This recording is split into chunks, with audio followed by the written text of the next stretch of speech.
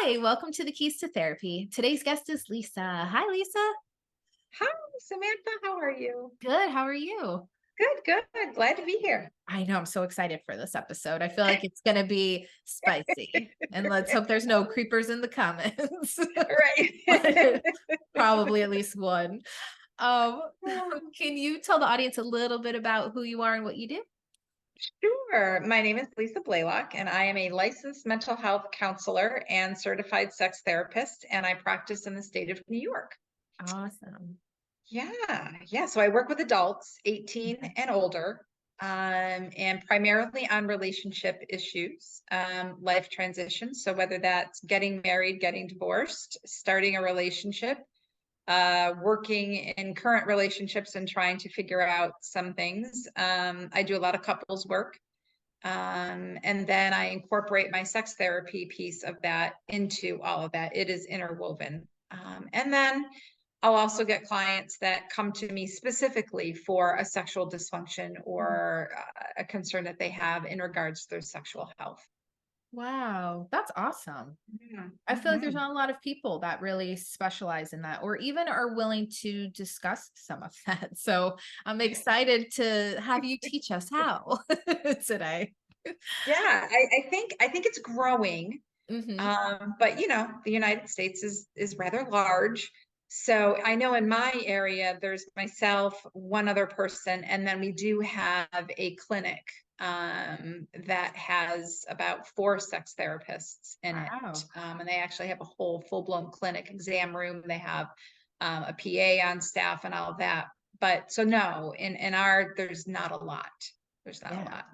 And I Yeah. know it wasn't talked about in school when I went, at No, least. no. Well, did you ever have a class that was on sexuality at all? So in my graduate program, Mm, we had one class mm, only because the professor at the time when she was there was a certified sex therapist, and she did ah, one class on sex.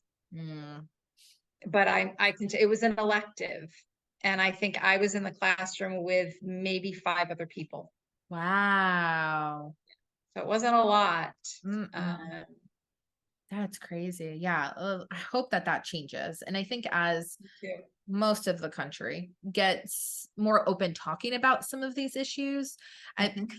it's a part of life. So, but for some reason, and like you said, in this country, especially, it's very taboo still, Yes, but everybody deals yes, with it. So, yeah, yes. I think it'll be really interesting today. But Mhm. before we get started into more of the deeper questions, can you just share a little bit about why you became a therapist in the first place?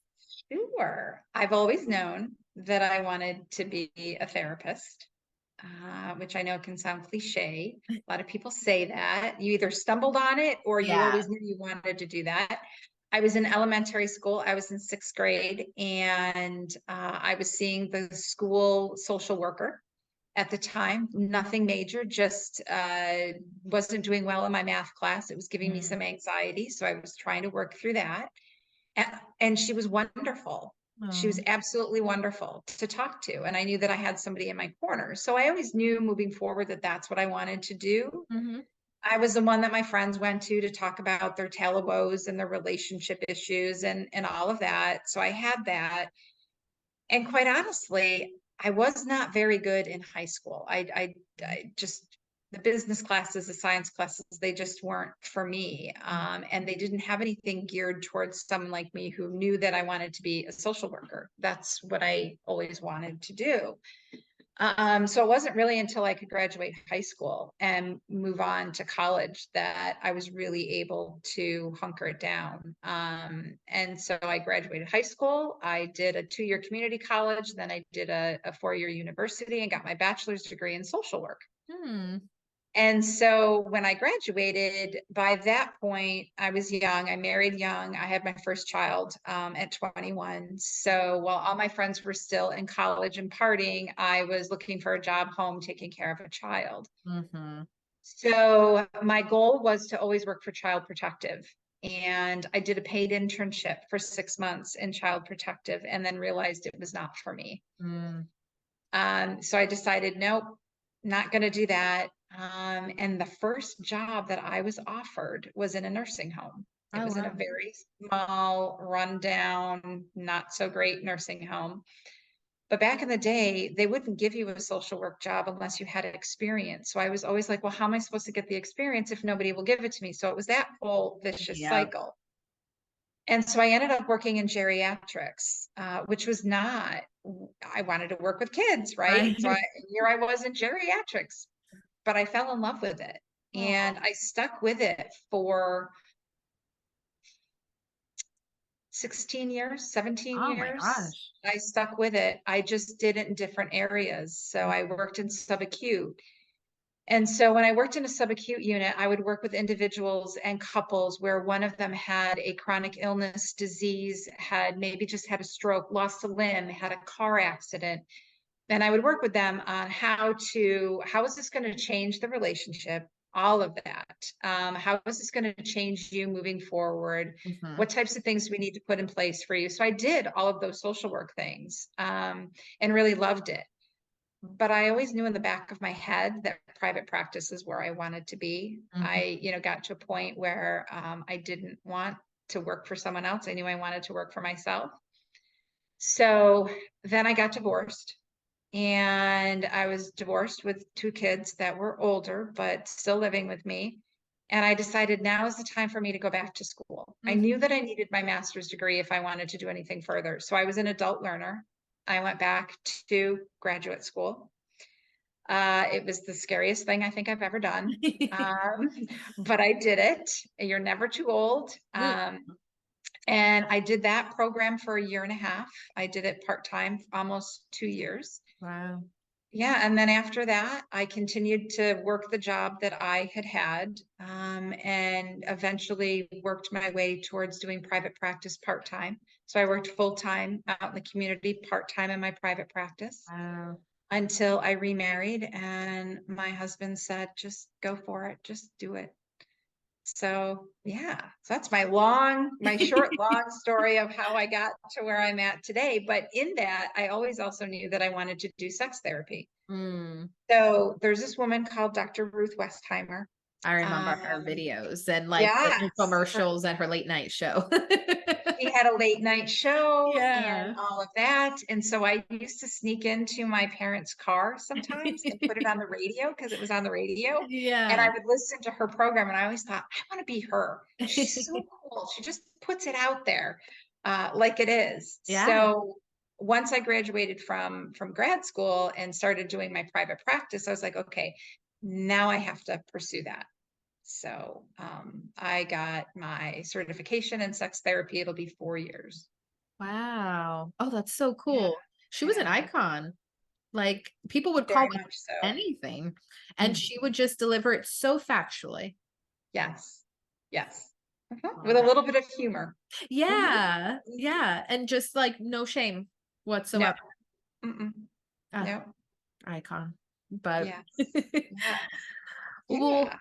so I know we talked about how in grad school they really don't talk to you very much. I mean, you had to have an elective, but in the traditional classes, there's not really Nothing. much about how to talk to clients about sex, what that looks like, where those boundaries are. And I think a lot of that sometimes, if not most times, is that therapists aren't comfortable talking about it. And Absolutely. clients aren't. I mean, I don't even know how many conversations I've had with clients where they're like, TMI, but or I don't know if this Right. is too much, but and I'm like, I hear everything. Hmm. But I can tell that there's things that they want to talk about. They're just not sure themselves what the boundaries are. But if therapists aren't setting Right. the tone or they're not comfortable talking about it, that's going to come through. So why do you think that talking about sex and therapy can be so difficult for both the clients and for the therapists?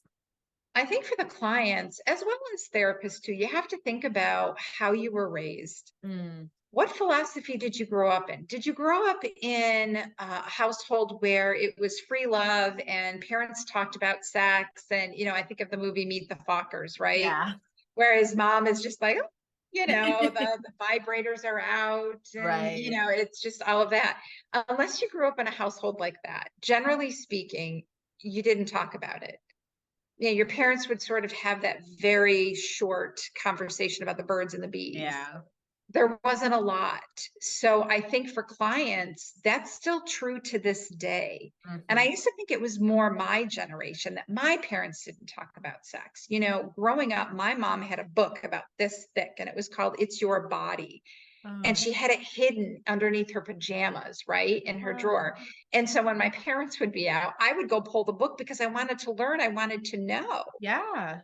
And I'm finding that even now with the younger generations, their parents didn't really talk to them about it. It goes right down the generation. Mhm. You know, great grandparents didn't talk about it, grandparents don't talk about it, your parents don't talk about it, so now you don't talk about it. Yeah.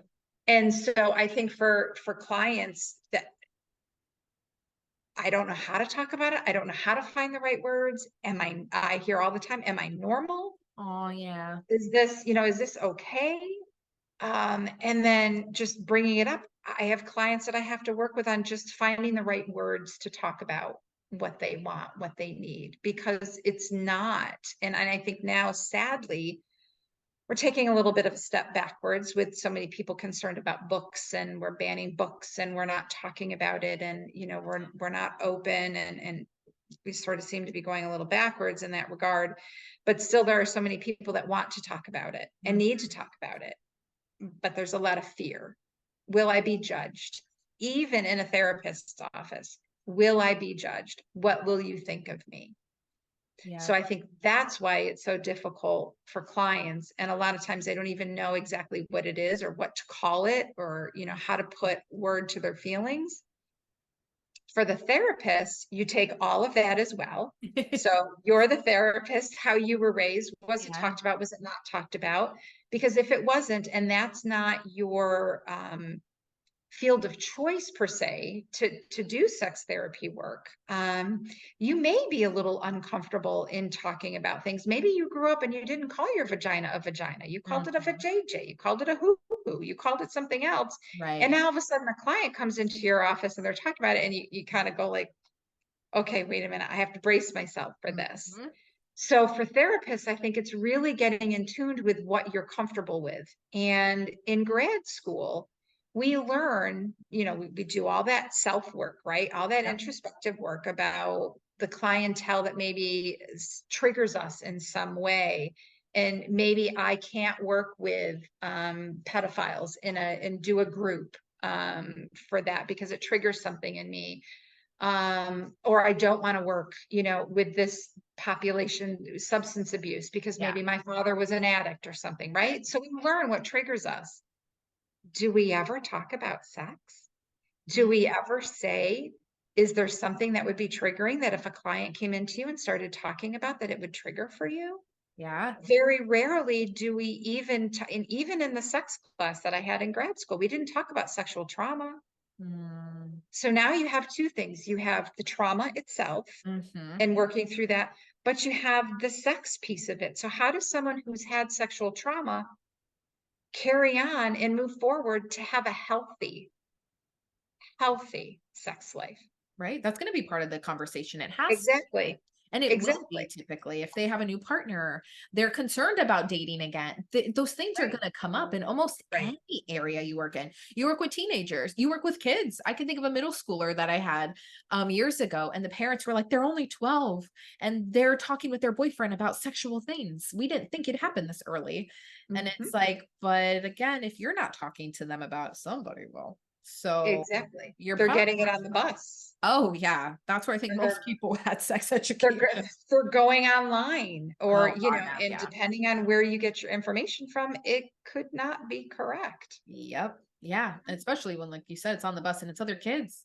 Then it's Right. like, "Oh Right. god, what are they thinking or what are they told?" And so, yeah, I think you're right. Like, even the populations you don't think it's gonna come up with, it will. Always. Mhm. Always. So I can probably count on, no, I can't even count on both hands and both toes, because every time I have a client that comes to see me Yeah. for a relationship concern, or even back in the day when I was just doing more generalized Mhm. therapy, sex always came into the picture somehow, some way. They wouldn't necessarily go deep into it, but they would talk Mhm. about like, I don't have any desire to have sex, or I've never liked it, but then it would never go any further. Mm-hmm.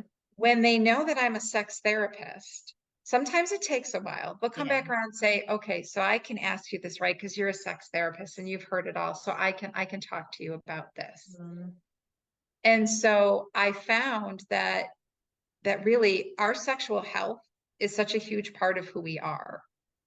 And we need to talk about it. And the question of, am I normal? Am I not normal? But if a therapist is uncomfortable having those conversations, then the client doesn't feel like they have a place to talk about it, right? They'll keep mhm. it very tight to the chest. But the caveat with that, Samantha, is this: a therapist can be comfortable talking about sex, right? Like, I want all therapists to be able to talk about sex and use the Mhm. proper terms for our body parts and all of that. What concerns me sometimes is therapist that's really comfortable talking about it and then thinks, well, let me Google something and, hey, have you tried this or can you do that? Yeah. And so I feel like I get on my pedestal, and maybe my voice is, I want to educate all the therapists on how to talk about it, how to work within your own comfort zone, and when to know when to refer out, Mm-hmm. when that's really important, because the client can still see you. So if you decide, hey, this person really has some sexual dysfunction or something else, and I'm not versed to working with this, Mm-hmm. you could refer to a sex therapist. The sex therapist can see them for that specific reason only, but they can still see you for all of the other things. And I think that's where we get missed. And I've had therapists who say, I'm comfortable talking about sex and I love sex and I host, sex toy parties and all of that. And I'm like, wonderful. I'm so glad that you're comfortable doing that. However, you should not be instructing them on technique or things that they can do to help with a concern that they have. Right. That shouldn't be happening. So I sort of feel like I'm on a mission now to help Good. therapists talk about sex, when to know your limits Mm-hmm. and know when to refer out. Absolutely. I know in the past, when I worked with the military, there was only a few therapists who did EMDR. And so when I would Mhm. get somebody with heavy trauma, I would be Yes, like, that's got to be the way to go. So they would see them for EMDR specifically, but they would see me for their work stress, relational issues, right. coping skills, whatever other things. And it worked really well. They stayed in Perfect. their wheelhouse and I stayed in mine.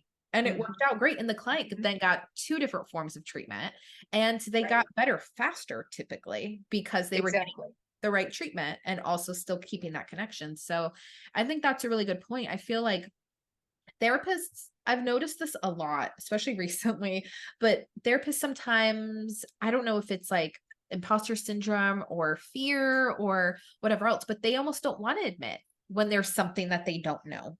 And Right. definitely not straight to the client. So Mhm. if it's like, oh, I really don't know how to handle that, let me Google, and they think they're helping, Exactly.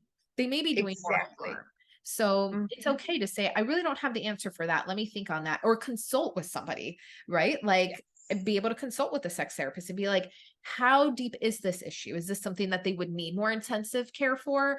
Or is there something that they can do on their own or I can maybe help with? But I think typically, if you really Yes. don't know anything or you have to Google that much, maybe Mhm. that's the sign Mhm. that you shouldn't be signed Right. up for that issue. Right. Exactly. And a perfect example of that is a very well-trained clinician in my area was working with a couple and they were talking about sex, and she suggested that they just go and buy a Kama Sutra book. And so she brought in a Kama Sutra book and all of that. Well, I worked with one of the partners individually, and so I knew in my conversation with them that their partner was going to be triggered by that. Mm, And so I was like, I would not have suggested that. I mean, the therapist, didn't mean to cause harm, but because it's sort of out of your wheelhouse and you don't know, yeah. I'd rather people ask questions. I'd rather, someone call me and say, hey, I got a client that's talking about X, Y, and Z. What is this? What does this mean? Hmm. Google is great, but it's not the end all be all. And can I keep calling you with questions? Can you walk me through this? I'm happy. to do that. I'd rather do that Yes. than to think, okay, well, your sex life is a little, lacking. So here, try a Kama Sutra book.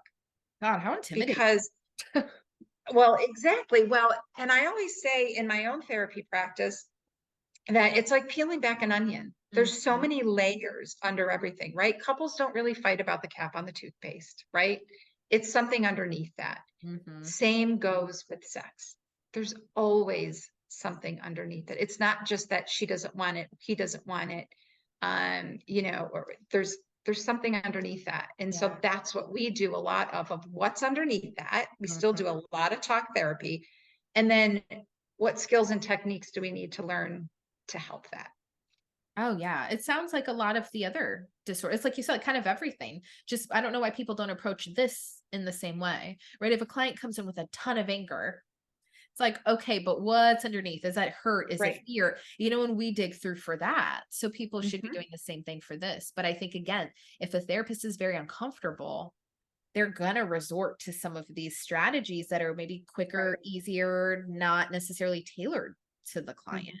Mhm. So, yeah, I think that makes a lot of sense. So maybe as newer therapists coming up are looking at some of their own potential triggers or populations they do Yes. or don't want to work with, incorporating what they were taught about sex. How comfortable would they be talking about it? Because Right. even with the geriatric population, it comes up. I've seen for like a decade how much like STD rates are going up and stuff like that. Yes. People are like with Yes. them, but like you said, generationally, people weren't talking about these things. Right, right. I So, mean, when I used to work on subacute and I would have an 80-year-old come in with a hip replacement or a hip fracture, and then they would say to me, okay, so when can I have sex again? mm, And how am I going to do this? Because now I have, I can't raise my hip higher than, 70 degrees, and I can't, how am I going to make this manage? And nobody knew what to tell them. yeah. And so luckily the doctor that I worked with at the time was from Sweden. And Sweden is very open. Hmm. And so he's like, okay, let's go in and talk to them about this. And he was great. And so it was the two of us. So yes, it's across the board, but we have to be comfortable. And if we're not, it's okay. Hmm. It's okay to not be comfortable. But then you need to know that you need to either ask for help Mm. or, refer out or something like that. Oh, yeah, But it's absolutely. okay. It's okay Yeah, to not it's be just comfortable. with like you said, with anything that triggers, it's okay if you don't want to work with somebody of a Right, certain population or a certain age, right, or whatever else. But right, knowing those limits is huge. So, and even if it's midway through your work and now some of these issues start coming up, it's okay then to either seek consultation or refer them to a specialist and be right, honest about that. It's not a detriment to you that you don't have the specific training for it. I don't think right, people would think that in right. other areas, but for some reason, this one, Hmm. it might feel a little more awkward. Hmm. So, Right, right. So think about, you have a client who comes in with anxiety. So they mhm, have a lot of anxiety. Let's just say they're in a relationship. mhm, And you work with them on all the skills and techniques to reduce the anxiety, what's behind the anxiety, the fear of the unknown, lack of control. You go through all of that. And then they say to you, yeah, I've been so anxious that, I can't have sex with my partner mhm, because my anxiety is through the roof, that I just can't go there. What do you do with that? right? If you're like, oh, okay, I don't know. Okay. Yeah, How, what do you say? What do you instruct? If you're not comfortable with that, with them talking about sex? Okay. mhm, So what do you do with that? And that's what I sort of want to educate therapists on. You don't have to be a sex therapist mhm, to just say, okay, how is this impacting your sexual health? right. Your How is overall it relationship. exactly, exactly. And so to be able to ask those questions, is it of concern? Because I can tell you that if a therapist is comfortable asking, the Mhm, client's going to be so relieved that mhm, you've asked, because maybe it's on the back of their mind. Maybe that gentleman who has such high anxiety now can't engage in sexual activity with his partner yeah, because he can't maintain an erection, but he doesn't want to come out and say that. If you right. ask, then he can kind of go, okay, yeah, I'm struggling with that. Mhm, yeah. I've seen that with, again, with the military, because I never worked Sure. with so many men in my entire life. And so, and at that point I was like 27, 28. So, and I look probably younger. So it's me with my ponytail, like, hi guys. And then it's these guys who joined the year I was born talking to me, and I could also see with some of the male clients, especially the female clients seem to have an easier time because it was like girl to girl, not all Right, of them. There's some with like certain religious holdups or things that they never said out loud or stuff like that, because there's always something. But I noticed with a lot of the male clients, they were either not sure how to share it, or they felt more shame sharing it with mhm, another woman, or they didn't want to come across as creepy by right, talking about their right, sex lives. So, I'd have to be careful in asking when I'm assessing for like symptoms or different impairments in life, figuring out what some of that would look like and how to ask those questions in an assessment. So I got the full picture. So right, I think right, it's a fine line, and I have, and this may be different for you, because of your experience too, or your own assessment paperwork that you're able to put through. But any place I've ever worked, I've never seen a question on the assessment or intake form about sexual health right, ever. right. Mhm. So the closest I've seen is like sexuality or gender pronouns. But Right, that's like right, not the same thing. It's just right.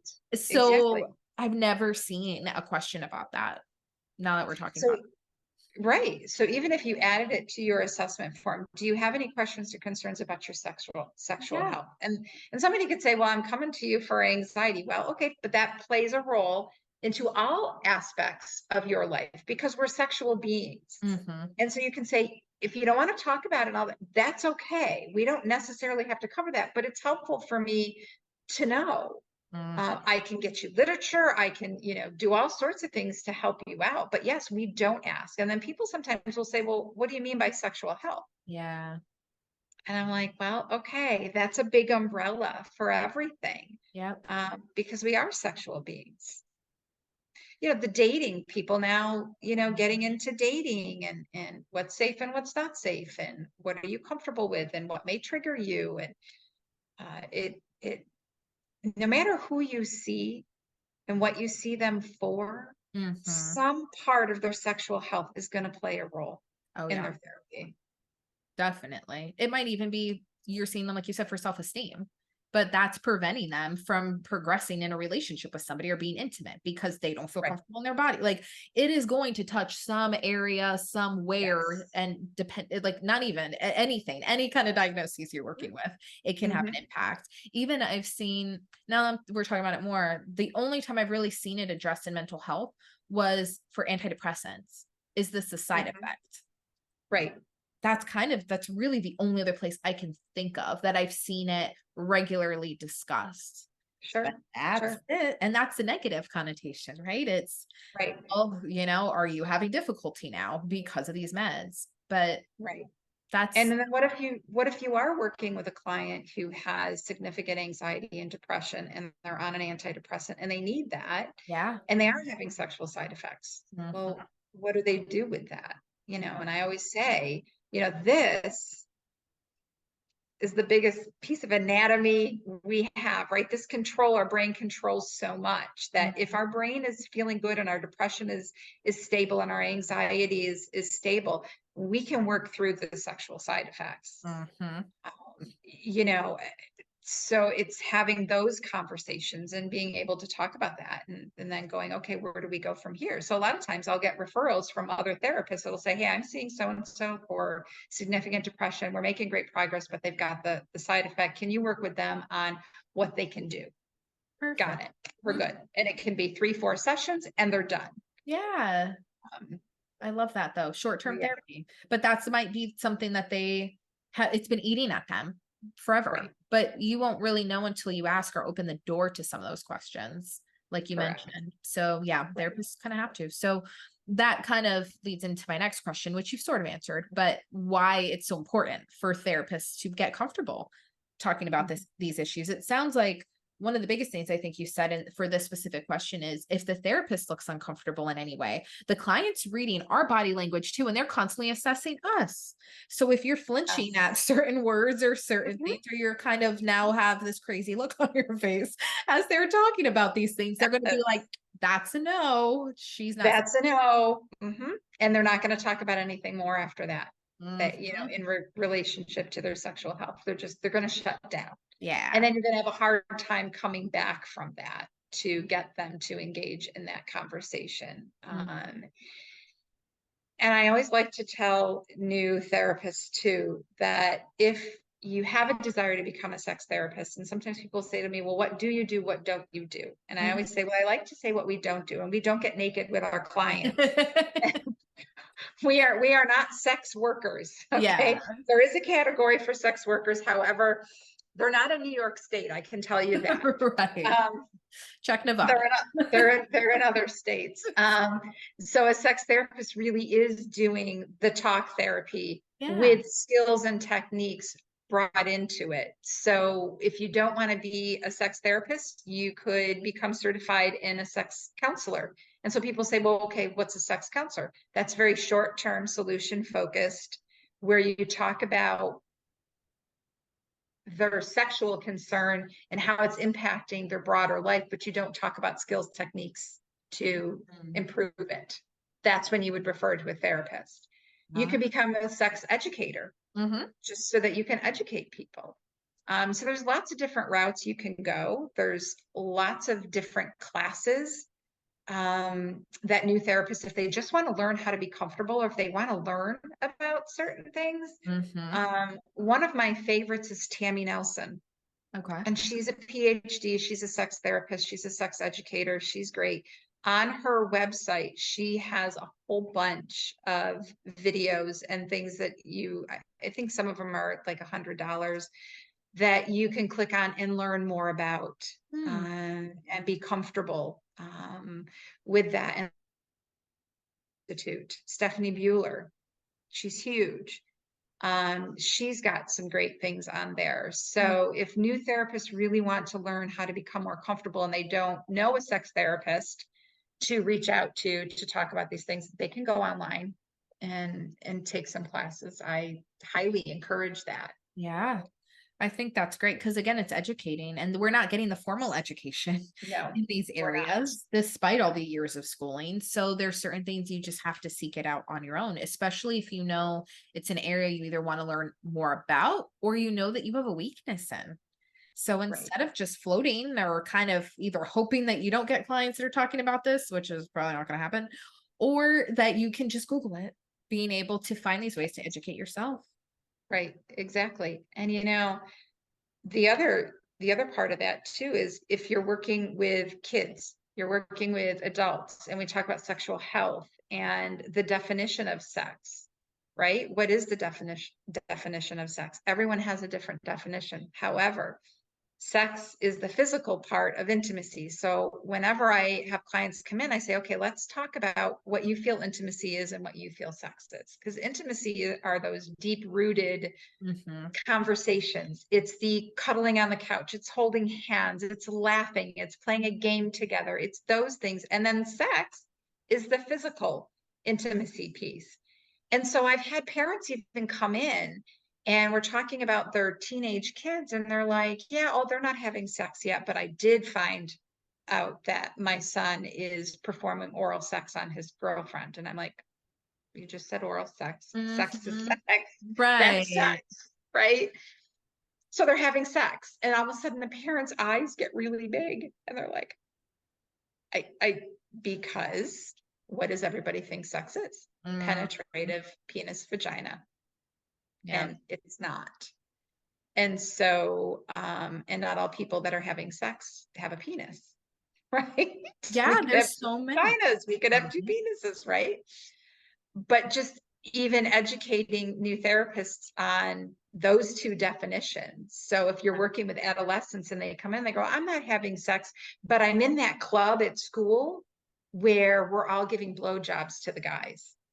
When I was in high school, there was different bracelets that meant different Oh, things. So a certain color meant you did a certain thing, and it was just crazy. So whether people were lying or not, they still wanted to be included in the conversation, and not everything was considered sex. It's like, oh, she has a red one, or whatever the color stood for. I can't remember. I just Mhm. remember black was like all the way, but I don't Oh, remember the other colors. But it was just so tricky how people would do those things. mhm, Find ways mhm, around it, or to make excuses for what things are or aren't, or whatever else. And it goes back to what you were saying in the beginning about a lack of education, mhm, even mhm. from parents, from kids, from everybody. Right, right. So if you're working with adolescents, are you comfortable in talking to them about sexual health? And are you comfortable asking them if their parents had a conversation with them? Because more times than not, they will come in and say, "Oh no, I'm not having sex, but me and my partner were doing this." And then Mhm. you educate them, and then they're shell shocked. Yeah. And then you're also teaching how to be safe and what that looks like. Mhm.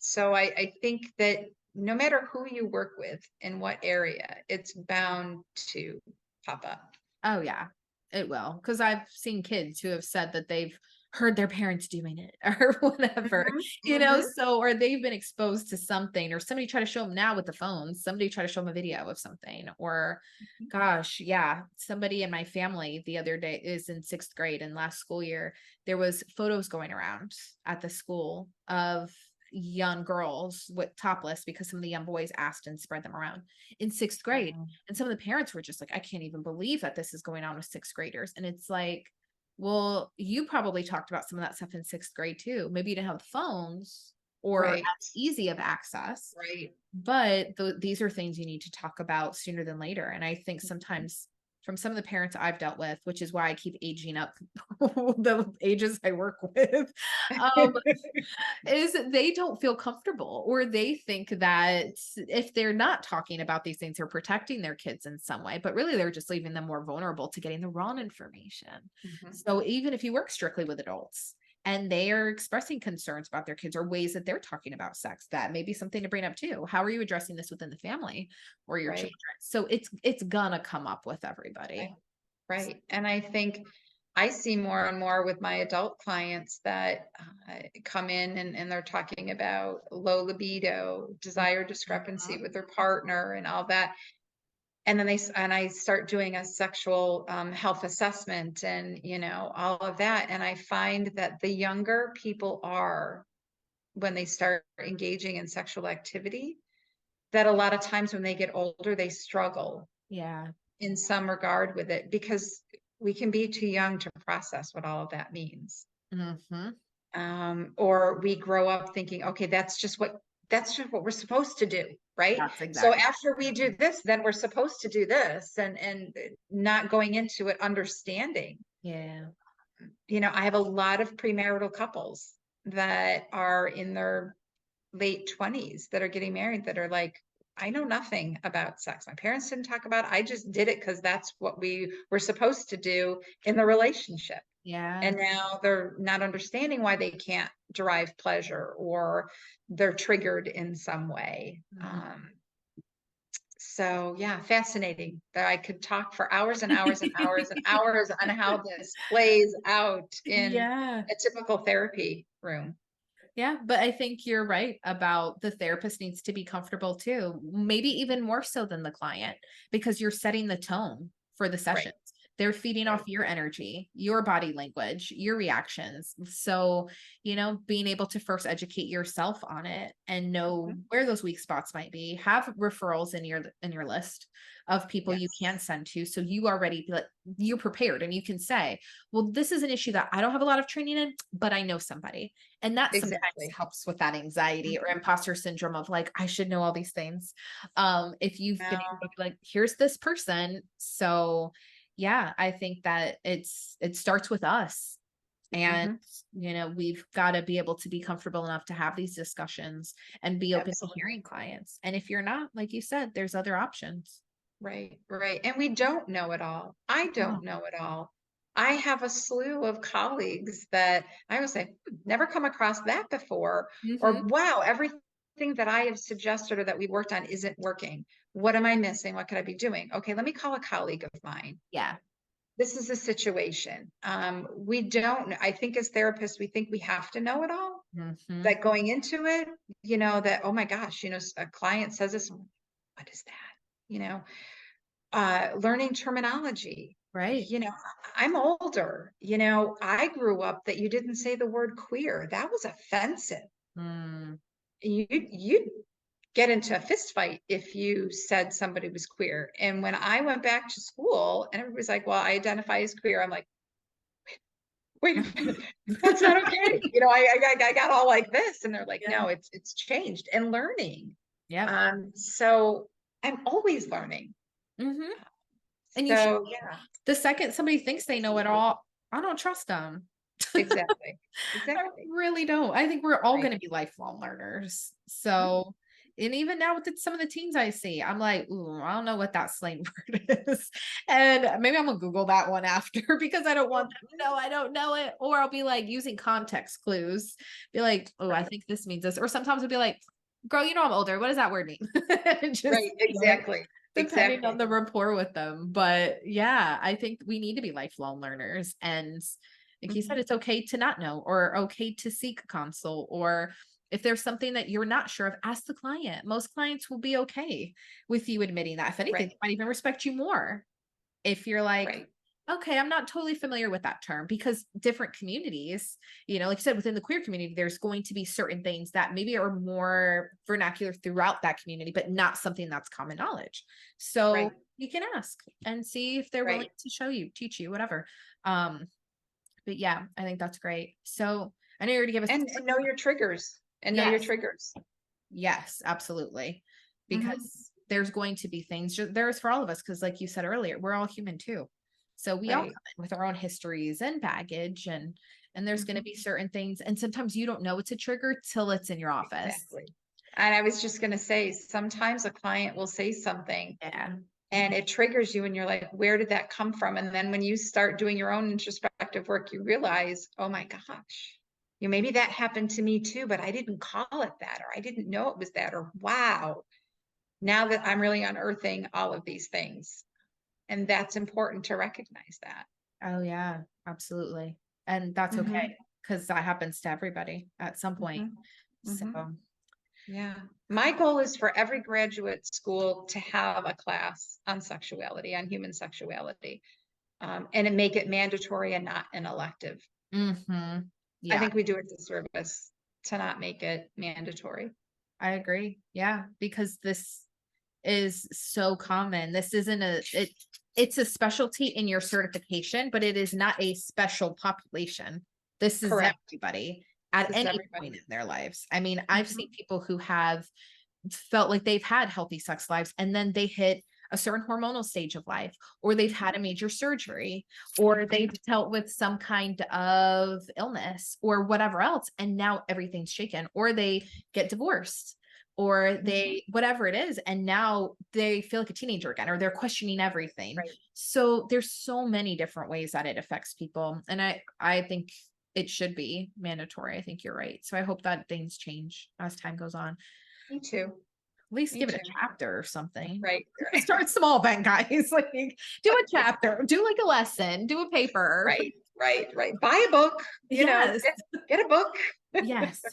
Yes. Speaking of, I know you gave us a ton of tips already, but are there any additional tips or reading or anything that you could think of that would be great? Tons of reading. I have a whole library of books. Nice. So anyone is welcome to reach out to me and say, hey, do you have a book on, I have a great book on sexual trauma. Mm, I have, I'm a resource. So, love it. your followers can reach out to me and say, hey, do you have a book on such and such? Or what do you suggest? I'm torn between this book and that book and all of that. I'm happy to help out in that area. Awesome. But the two that I use the most, which is great, is what every mental health professional should know about sex. Ooh. And that was written by Stephanie Bueller, who has the Bueller Institute. So it's the little textbook but I think it's great. I would get the latest edition, which I think is her third. Yeah, it's her third edition. Okay. So that's a book that I like. And then I have this one that's more geared towards women. However, I do take out a lot of excerpts from this book for the male counterparts in my hetero couples. And this is by Emily Nagoski, Come As You Are. Okay. And it's an all-time favorite. I have not found one person who has not said, I don't like this book. But they love it. She's a PhD, but she's a sexologist. She's science-based, which is wonderful for people who need to know the science behind things. But she really talks about our accelerators, our brakes, what makes us us, getting comfortable with our bodies. It's a great read. Awesome. And even if you don't think you want to use it for your clients, it's a great read for all of us just to have and to read for ourselves. That's great, because I feel like that one might be more client friendly as well then. And the other one might be more Oh, educational. yes. Yes. Yeah. The other one is this one would definitely just be for us. Yeah. And then the Come As You Are, I have a lot of my clients get the book and read it. That's So awesome. I think, does it have a workbook that you can purchase with it too? it does have a workbook. Yeah. I feel like I've seen that on Amazon. So Yes. perfect. Yes, it's great. And people are coming out with podcasts. I have not listened to any of them as of yet. That's one of my goals when things slow down a little bit is to listen to more of those, but they do have podcasts out there where people are talking about sex and answering your questions and a lot on non-monogamy and all of that. So That's great. Yeah. there's a lot out there. I feel like for the longest, even the few resources that were out there were so traditional. Yes. So, and that's just not the world we live in. We never did live in that world, but that's just what was more socially accepted back then. So that's a good point. Right. Absolutely. Oh, Absolutely. Yeah. well, thank you so much for today. You are so welcome anytime, anytime. You know, I love to talk about all of this. So, Yeah. And it's helpful because again, this is not addressed anywhere. I don't know if people feel awkward, or I've got one little quick story now that I'm thinking about it. The only time in my entire grad program it was addressed was somebody, I feel like it was maybe my individual therapy class, was reading a case study and we were all going to discuss it. So something from the textbook. It said something fellatio. And one of the girls in the class goes, and the professor's like, yeah. And she's like, what is that word? What does that mean? And everyone else in the class was like, and maybe there was another one or two in there who didn't know but didn't want to say. But so the professor froze and was like, well, it's and she had a hard time describing it. And finally someone in the class said it and was like, this is what it is. Well, I can't remember which way they put it. I'm sure it was more clinical. But then she was like, oh. And then it just got dead quiet for another like 30 seconds. And then we just kept going over the case study. That was the extent in my program of it. So it's, yeah, I think I love that you shared so much about it, where these gaps are in our knowledge, what people can actually do to seek out resources from free to certified and anything in between. Correct. Because there's too much access to information now to not have it. So if you're not going to get it formally, and you're probably not, check it out. That's what you did. And and that's absolutely, not everyone wants to be a sex therapist. That's not their jam, and that's totally okay. Yeah. And just know when you need to refer out or have some really great resources on hand to just have the discussion about whatever it is in regards to the person's sexual health. Yeah, I love a good referral list because there's a lot I don't work with. So I feel like that's a really powerful tool to have and something I recommend all therapists work on, because I'm sure we all have seen stuff that's come through and where you're not equipped to handle everything or we don't want to. So, And I would love it if someday, it won't be in my lifetime, but someday for everyone not to feel that uncomfortable in a classroom and not, I forget. And sometimes, people have to remind me, hey, Lisa, we're not all comfortable talking about sex like you are. Cause I'm just like, right. And people have to remind me, Lisa, not everybody is like you. They don't want to talk about it. They don't want to, share. And I'm like, okay, and I respect that. but in a classroom setting. And I think, and if we're Mhm. teaching people to be great therapists, I think we have to work through that discomfort. Or for that professor to have said, wow, ooh, I'm a little uncomfortable here. Mhm. What is this bringing up for me? Yep. Would have been great to acknowledge that to the classroom. Yeah, it would have been a great teaching opportunity. And at that Absolutely. point, close the book with the case study and bring it up right then and discuss, what do we do when Correct. clients answer or ask us these questions? What if a child Right. asks that? Like, just make it a whole new case study. But I feel Mhm. like, and this is why I have this channel, is so much of the education we received is so formal and it's so Yes. by the book. And I get that there's certain accreditation things you have to follow and, whatever. But I think, and I hope, like you said, that as time goes on, that things change a little bit within our system and people just have a wider scope of what we're taught, less clinical, more practical, or at least Exactly. better combo of the two. But Mhm. Mhm. Absolutely. well, So thanks for yes, allowing me to do this. thank you. I hope that a lot of people learn some stuff from this today Yeah. because they're not learning it anywhere else at school. So it's got to be here. But I, Happy to help. And you can put my information, you know that my website will be changing in the fall, but for right now, just use what I currently have and then I will update you when that goes live. And my email address, all of that. I don't mind. People can reach out and ask me for resources and help, and I'm happy. And I have a large network of colleagues. So if somebody reaches out and they're in another state, I can reach out to my colleagues and say, hey, who does someone know in Virginia, in North Carolina, in Florida who can address this? yeah. Usually I can find someone. So, That would be great. And I'm going to link the books you showed as well. So if people want to okay, check those out, it'll be so much easier to just go ahead and click that link. So perfect. they can go ahead Perfect. and teach themselves some things. But Right, yeah, right. so for everybody following along, I will link Lisa's info below. I will link my stuff as well. If you guys want to see more episodes, then go ahead and hit subscribe. But I will see you guys next time. Thanks again, Lisa. Thank you. Take You, care. you too. Bye. Bye.